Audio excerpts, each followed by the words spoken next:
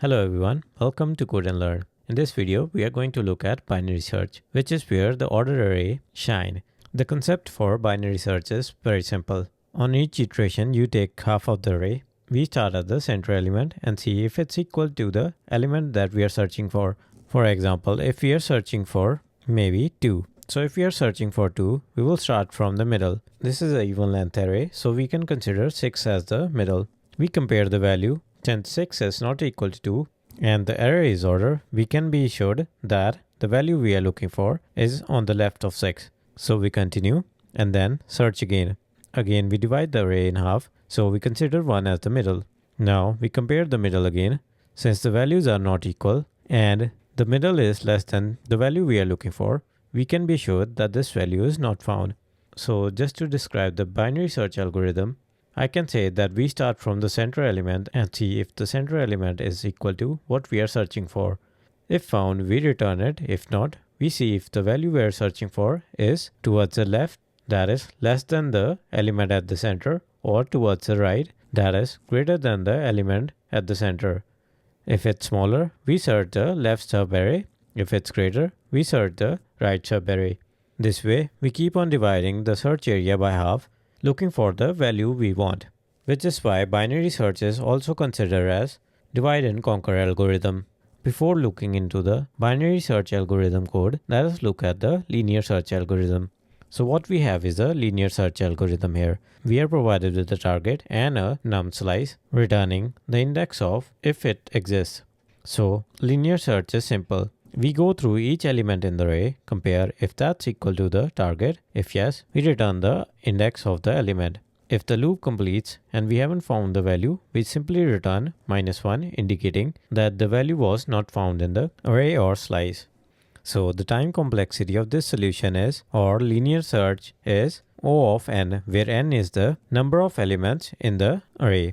The space complexity of this solution or linear search is O of 1, since we are not using any additional space. Now with that covered, let us look at binary search. So as you can see, we start with the lower and upper bound. The lower bound is equal to 0, while the upper bound is equal to the last index in the array or slice. Then we start a loop, that is, until lower is less than equal to upper. Inside the loop, we first set the midpoint, and then we have the mid value, that is, value stored at the midpoint. The first thing we do is check if target is equal to the mid value. If that is the case, then midpoint is the index of the value we are looking for. If target is greater than equal to the midpoint, then we need to search the right subarray. As such, we increment the lower to move to the right of midpoint, that is midpoint plus 1. Else, if the value we are searching for is less than the midpoint or the value at the mid, we set upper bound to midpoint.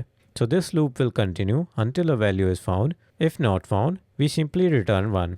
Now keep in mind, when the length of array we are searching is small, you may not see a big difference between the performance of binary search or linear search. But when the array size is significant, the binary search algorithm is much more efficient. This is because for linear search, we remove one element with each step from our search, while with binary search, we remove half of the array from our search. So its efficiency stems from the fact that it repeatedly divides the searching area into half. Now let's analyze the time and space complexity for binary search. The best case time complexity for binary search is O of 1, that is constant type. This is when the target is found in the middle of the list on the first try. The average and worst case complexity for binary search is log n, because every time what we are doing is dividing the array or the search array into half, which leads to a logarithmic complexity. The binary search has a constant space complexity because it only uses few variables to keep track of search boundaries, and these variables were lower bound, upper bound. The recursive implementation, which we haven't looked at in this video, has a space complexity of O log n because in recursion, the call stack is used to perform the recursion. Each recursive call adds a new frame to the stack, and then the maximum depth of the call stack is proportional to the logarithm of the input size. To recap, let us look at the advantages of binary search. Binary search with its logarithmic time complexity makes it significantly faster than the linear search, especially for large data set. The algorithm, as we saw in the code, is really easy to understand and implement. In summary, the binary search algorithm is highly efficient for searching sorted data due to its logarithmic time complexity. Its efficiency makes it a popular choice for many applications, including searching in database or finding elements in sorted arrays and much more. That's it for this video. I hope you enjoyed it. If you have any questions, please post a comment under the video or reach out to our Discord server. Until next time, happy coding!